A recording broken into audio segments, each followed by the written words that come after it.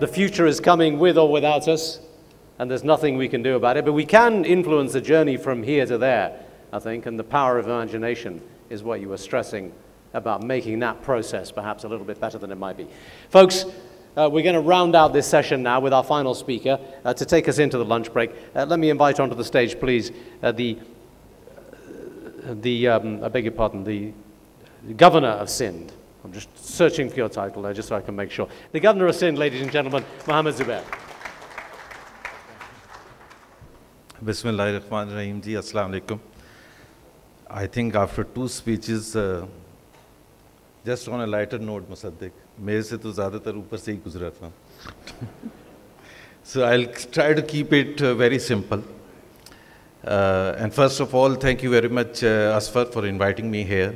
And a very warm welcome to all the foreigners who are here, some who are living here, of course, and some who have come all the way from across the world here. And they are very lucky to come at a time which are happier times in Pakistan.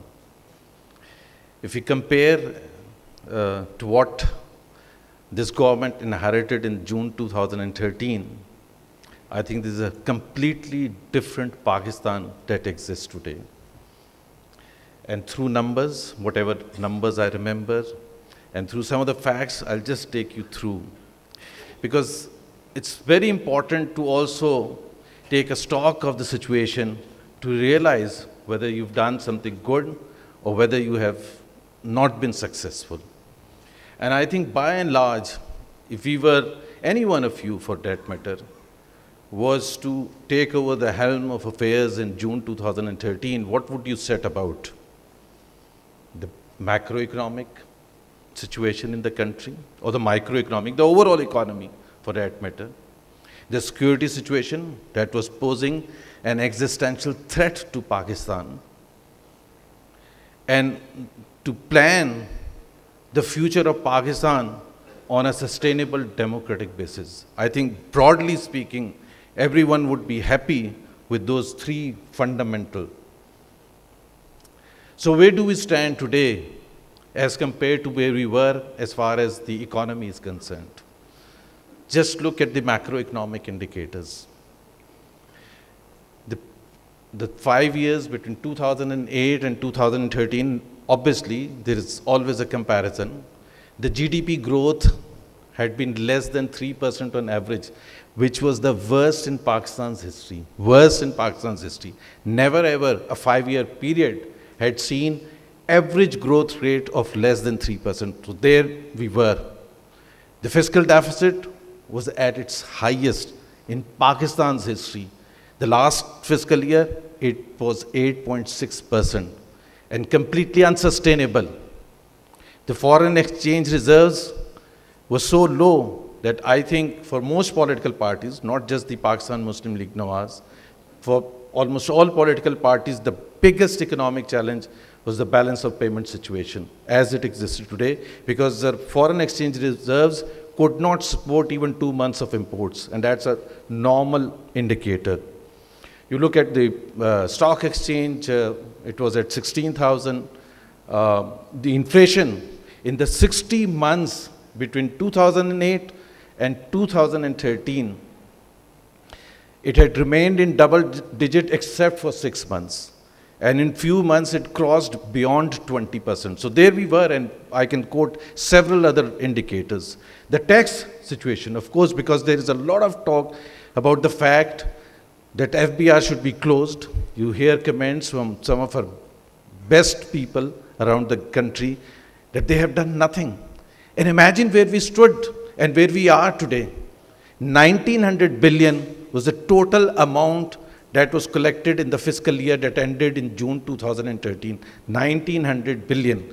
And this year, as we come close to the end of the fiscal year, we are going to collect 3,600 billion, which is almost doubling, which has never happened in any 4-year period of Pakistan's history.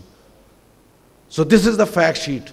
And what that tax collection has done, again the question, because everyone talks about whether this particular government is committed to education or health or whatever. 62% of the federal revenue that is collected goes to the provinces. And where are the provinces supposed to spend? On education, on health, on housing, on infrastructure. So they have double the amount of money today as compared to where they were in 2013. And I can tell you from my own personal experience that in most cases the provinces don't even know how to deploy that kind of money. And they're struggling. Even before 2013, you would have heard that the budget has lapsed even though it was not spent, the entire money. And with doubling the amount that they have received, they don't even know how to deploy in most cases, not in all cases. So this is basically the fact sheet as far as the economy was concerned and where we are and how much we have moved. And let me just add that we are obviously nowhere compared to where we should be. But the most important thing is we have reversed the trend, the negative trend that was going down, and have taken it back. So for example, the GDP growth was 4.7% last year, is going to be just slightly over 5%. That's not the kind of growth that Pakistan needs. Pakistan needs a growth rate of around 6 to 7% on a consistent basis. So we are not where we should be, but it was always supposed to be like this. At least from a planning standpoint, at least from our own standpoint, that the first few years, or at least the 3 years, would be a period of stabilization. And the last 2 years will go on a growth mode. That was always going to be the case because, like I said, we had no choice with the balance of payment situation as it was. We had no choice. And all other political parties were committed in writing officially that any one of them would come to power, they'll have to go to IMF because there was no choice. How would you, I mean, you had only, the other choice was to default on your IMF obligations of the past. And obviously that was not a choice that any country could take because that would have meant that complete isolation from the rest of the world, including not being able to open even an LC to import anything. So that choice never existed. The only option was to go to IMF, and that's what we did. So in certain cases, it has been very well. I mean, the growth rate has not been very good, but as far as tax collection, and again, I would say, hasten to add, that it's not something that is the ideal way of increasing the tax collection. That's not the ideal way. The ideal way is to bring in reforms which lasts over a period of time. This kind of a thing, but you had no choice. The 1900 billion that you were collecting was not sustainable for Pakistan. I mean, just few facts would demonstrate that. 1900 billion the federal government was collecting, out of which around 1100 at the time was going towards debt payment, around 900 billion towards defense, and you were finished with the entire collection. You haven't done anything as yet. You haven't distributed a penny to the provinces. You haven't done anything as yet. So that was not sustainable. So if you were FBR or the government planner, what would you do? Get the taxes, get it increased as much as possible. By the way, in the same manner as was being done in the past 20, 30, 40 years.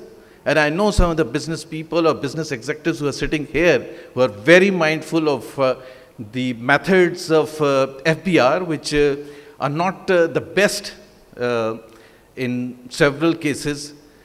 But go to any part of the world, go to United States, ask our friends who have come from abroad. Nowhere in the world the tax authorities are loved. Nowhere in the world.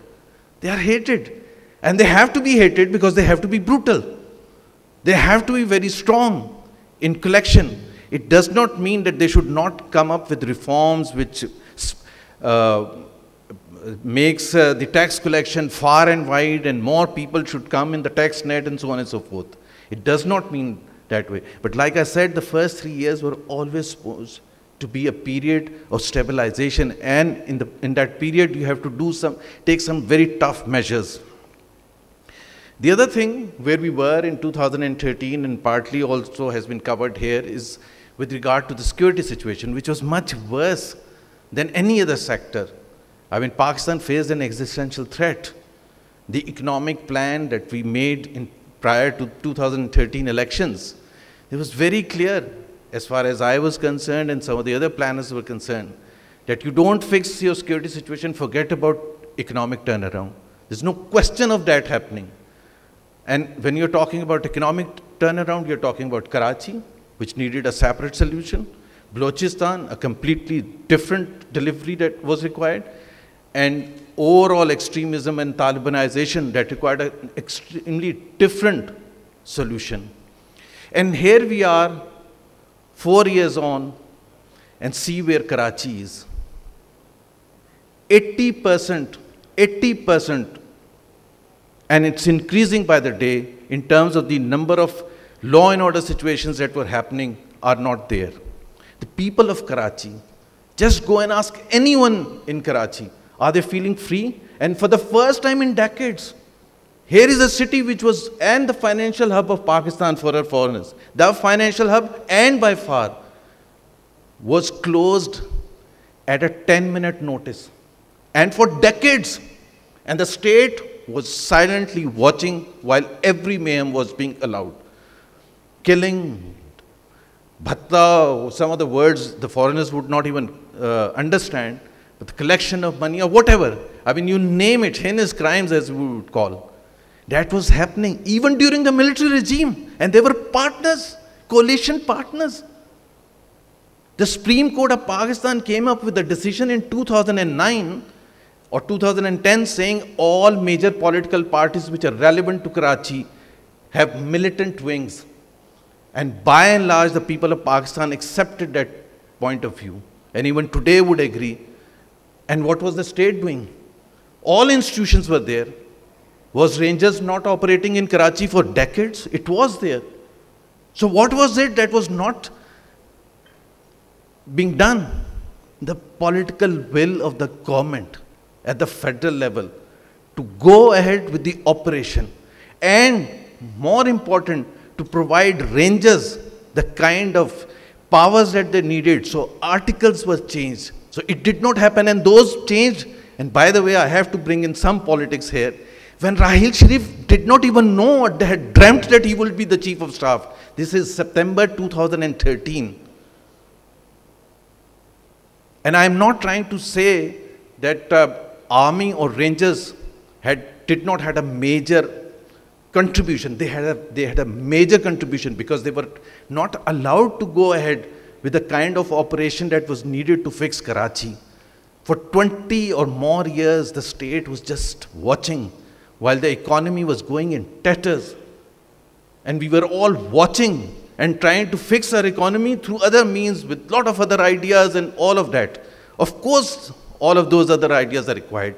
But if you don't fix what I call the economic impediments, the major economic impediment, the security situation in Karachi, nowhere, and this was no rocket science. I mean, everyone would know. Imagine London for more than 20 years, no foreigner is able to go to London, and then you talk about the fact that UK's economy is not doing well, and this is the reality, and everyone here in the hall knows about it.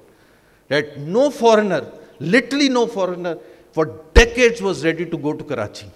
And this is the financial hub, the headquarters to 90% of the financial institutions, the headquarters to Central Bank, Stock Exchange of Pakistan, Cotton Exchange of Pakistan. 90% of the multinationals are headquartered in Karachi, and we had accepted the fate of Karachi as it was. So the turnaround has come, and just for the Pakistani audience, the hub from where the trouble was coming, 9-0, tale lage hue aaj us par. And there's not a single person across the country who's demanding कि वो ताले खोल दें. Would anyone would have thought in June 2013 that this would be the state of affairs? So please, when we are talking about Pakistan and the hope for Pakistan, a lot have been achieved, but it is still a long way to go.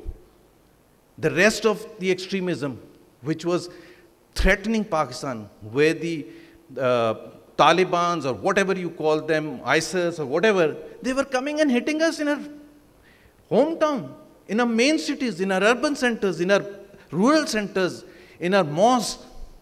in our universities, colleges, shopping centers. And what was the response of the state? Not for a year, for decades, that we were responding sometimes.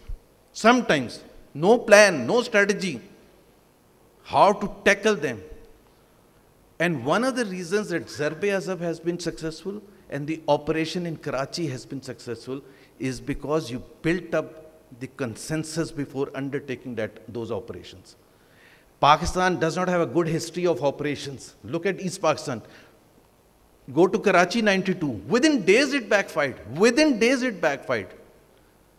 And the government was retreating and explaining. Both the civilian government was trying to explain this is not our initiative. The military was saying that it is not our initiative. The federal government has instructed them. But the fact of the matter is it backfired. And backfired badly. But here we are 3 years down the road. It is successful. There are no serious.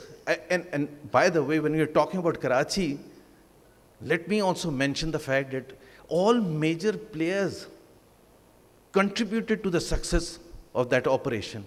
But you had to build up that consensus among all major stakeholders. So even the initiation of the operation and the decision was made when the Prime Minister invited all major political parties, Pakistan People's Party, MQM, ANP, Sunni Tehreek, Army, Rangers, everyone in Governor's House in September 2013, and even decided on the police person who will start the operation. And that is the reason that it has been successful. And a major contribution from our political parties also because there is so much of negative things about some of the political parties like Pakistan People's Party. It has its stakes in Karachi, Liari, which has been one of the strongest political places for Pakistan People's Party. There has been massive operation and they have literally allowed that to happen. And it's not an easy thing. This is a new Pakistan which has emerged, where at least we have been sick of what has been happening, probably because of that reason, but the consensus had to be built. Balochistan is by and large a far better peaceful place. So all this leads up to what? The next step. And the next step is to launch a massive economic initiative, especially in Karachi. And that's why my #1 priority as far as the governor of Sindh is to launch an economic initiative to bring Karachi back to where it should be as the hub, as the financial hub, not just of Pakistan, as a city competing with the best places in the region, whether it's Mumbai or Delhi or Dhaka or Colombo or anyone, because as far as the global investor is concerned, they would bring their money where they think has the best returns, has the best environment, there's law and order situation, and all the other economic ingredients. And we have all the other economic ingredients. We have a huge population. At least as far as Pakistan is concerned, at least 50% is educated middle class and rapidly expanding. In Karachi's case, it's more than 75% and rapidly expanding. Karachi has the fastest urbanization in the entire region. You fix law and order, you provide the basic infrastructure. There's no global company in the world which can ignore a market of the size of Pakistan or Karachi. And that's what our initiative is. So we are not going to sit back and think that the foreigners would come. So we have to encourage the domestic investors and go and take Karachi to around the global world and showcase for what it can offer to those investors. And that's what my primary job is, while keeping the focus on law and order situation. And that is why Rangers will continue to remain in Karachi for as long as we think it should be there, to give the kind of comfort that the business community, that the people of Karachi and everyone else in Pakistan needs. So again, Aspa, thank you very much for inviting me here, and it has been a pleasure, and thank you again for all the foreigners who have come here. Thank you very much. Governor, thank you so much. If I may ask you to help us close out this session by handing out a few of the books to our panel here this morning. It's closed like they do in the government offices. No, if you would, please. Yeah, we're going to make a small presentation once again, ladies and gentlemen, to our panel here. Show your appreciation, if you would, to all our speakers in the second session today.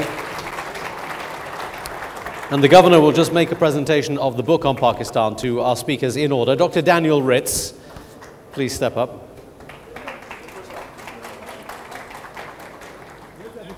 Such a great panel should have a few questions, and they should answer. Great panel. Unfortunately, we are well past time.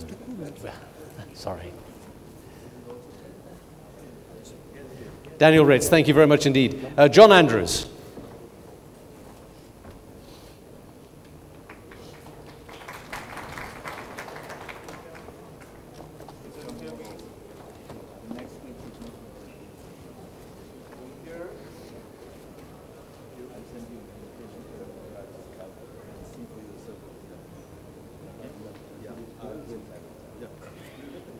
Dr. Musaddiq Malik.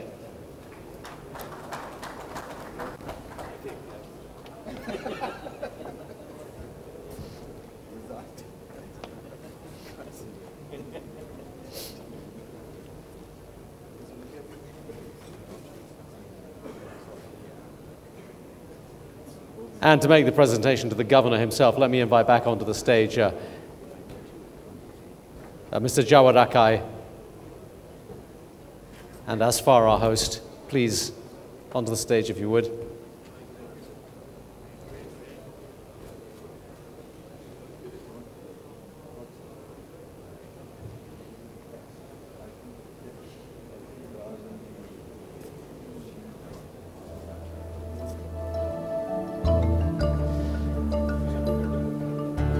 Ladies and gentlemen, it is time for the lunch break. Thank you so much for your attention and your attendance this morning.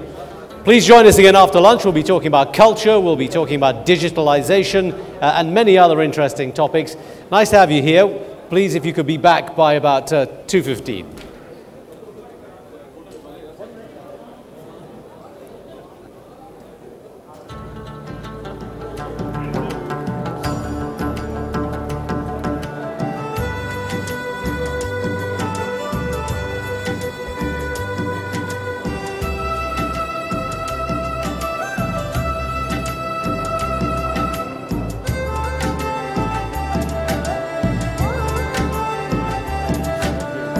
Thank you so much, Gemma.